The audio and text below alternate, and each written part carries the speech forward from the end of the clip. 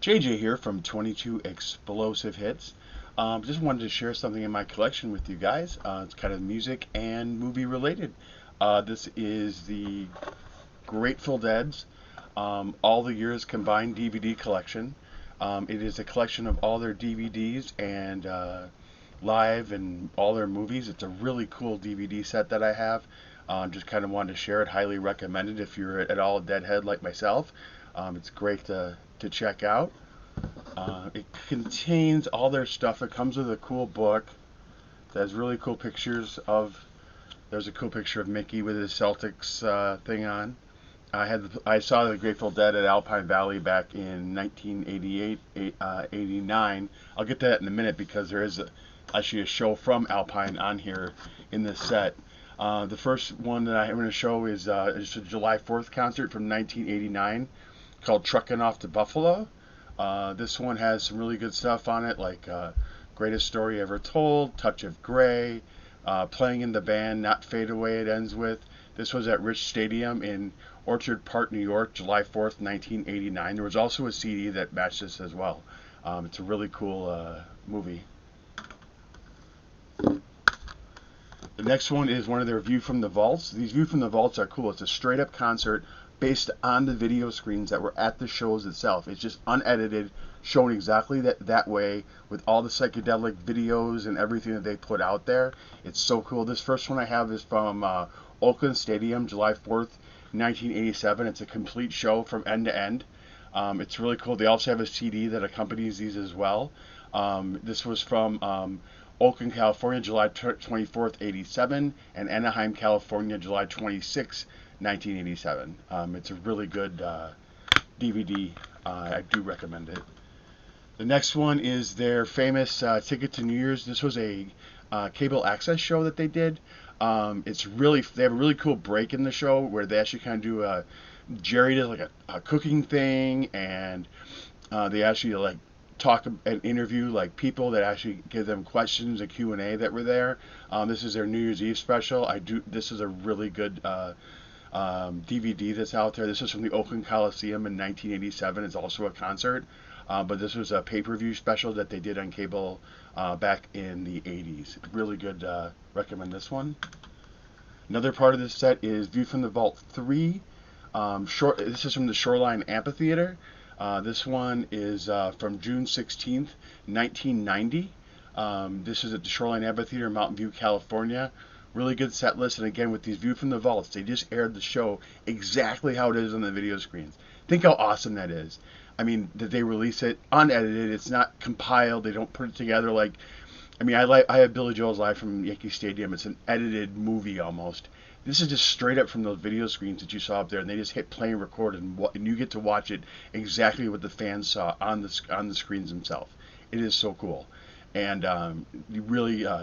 These are just like full shows. They also have, again, they have CDs that accompany these as well. But this is the full movie, and they're really awesome to watch.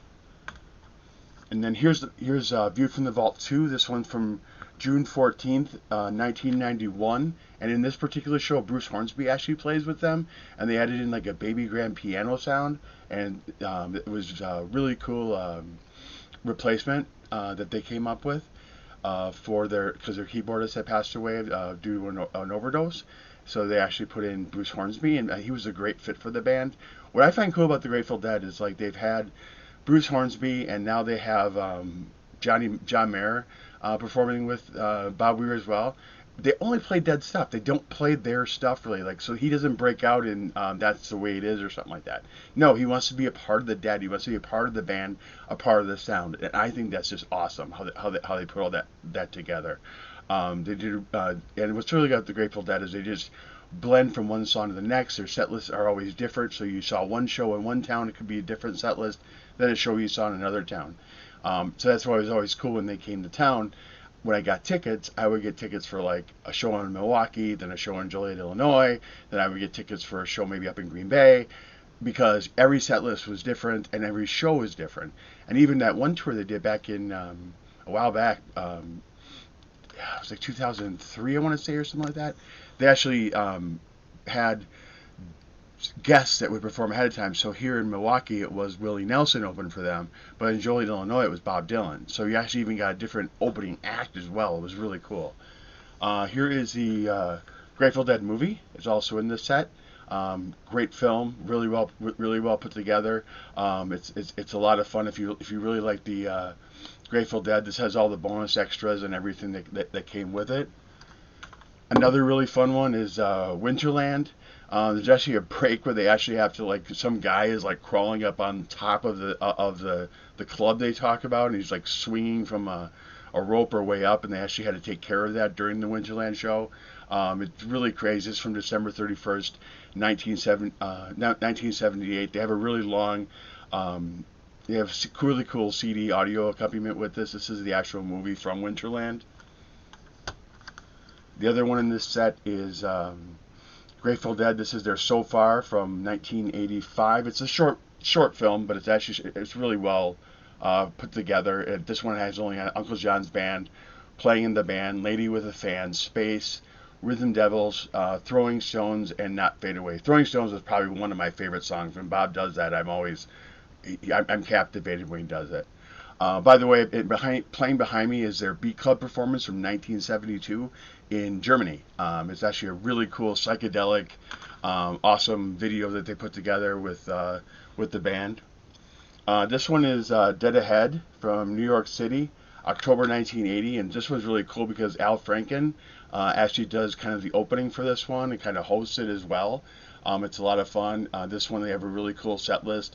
I really like the version of Shakedown Street in this one. It's a really fun, really cool jam, really original. This one's actually kind of near and dear to my heart. This is View from the Vault, Pittsburgh, PA, July 8th, 1990. Well, that's my birthday. So July 8th, 1990, I was actually at Motley Crue at Alpine Valley when this was actually being filmed. But this one's always near and dear to my heart because it's really cool to know this was a moment in time and a capture that was on my birthday. And on these View from the Vault series, what it is, again, it's just the soundboard. Those video screens you saw up on top, they just aired that completely all the way through, and you get to see a complete show. My favorite tune on here that I play a lot is, again, Throwing Stones. The version of Throwing Stones in this one I think is really cool jam, really well put together. I've listened to the show a ton of times just because of the sentimental value of it. This one also has on Jack Rowe, Mama Tried, Samson and Delilah, Standing on the Moon, He's Gone, and Kentucky Jam has some bonus stuff on here. Really good show. Highly recommend it. Again, these DVDs, you could probably pick them up separately. Again, this is all part of my set that I had. I thought it was really cool. They finally put them in like one set, and then I had this with my music collection. I really enjoy it. And the last one, this one's really cool.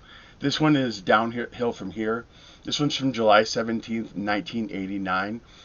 This was the show I was at Alpine Valley. And it's really cool because when I see those kids in the green shirts, if you watch this movie close enough, those kids in the green shirts, I know them all because I worked there. Those are my friends. And so it's a cool video. Not only did I see the show, but I also get to see my friends that I remember back from when I worked at the theater as well.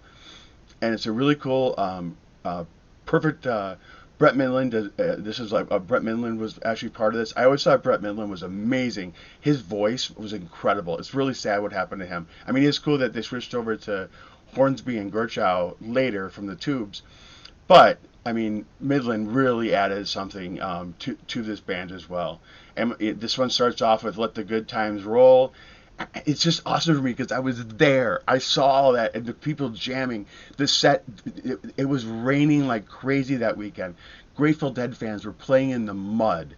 They were dancing around. I wanted to be so part of it. I was in my dorky food shirt, but I still got to be a part of it.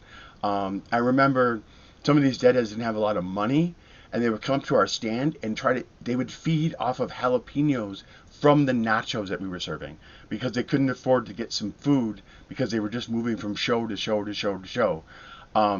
People got stuck in the mud galore. Because of this show and because of that tour, East Troy, Wisconsin actually put a ban on the Grateful Dead from coming to town and said there's no more concerts because they got really irritated by what some of the fans were doing inside of the town of East Troy. So when the Grateful Dead came back to do a reunion tour at Alpine later, it became actually a controversy as to whether or not the show would actually happen or not, because the Grateful Dead were there.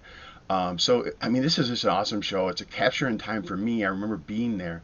Um, the whole get up. They had shirts. They had vendors out in the parking lot. They had, it was just a life, and the entire Alpine Valley just came alive, and it was an incredible time. And it was just an amazing way concerts worked at Alpine.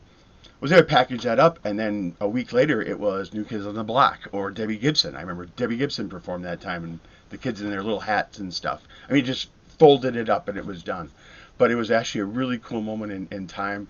I got to see Jerry Garcia and met him. He was coming in on a van from Lake Geneva Resort into the back door as I was walking in to go to my job, because we actually at that time we parked in the back parking lot, and there was Jerry, and I got to meet him, and it was awesome. He was really cool. He said hi to me. He was really casual. He was just a downright down to earth guy. I just thought that he just talked to anybody, and he was really just a very kind man. I have nothing but good things to say about him. And that was just a really cool experience. And I remember wishing so bad that I wasn't just an employee there, that I actually could participate in that, but I actually got to see that life and see everything that was there. So I just wanted to share that in the video and let you guys know that. Again, this is JJ. I'm at 22 explosive hits. Just remember, let's in the vinyl community, let's bring each other up rather than bring each other down, and have a great day.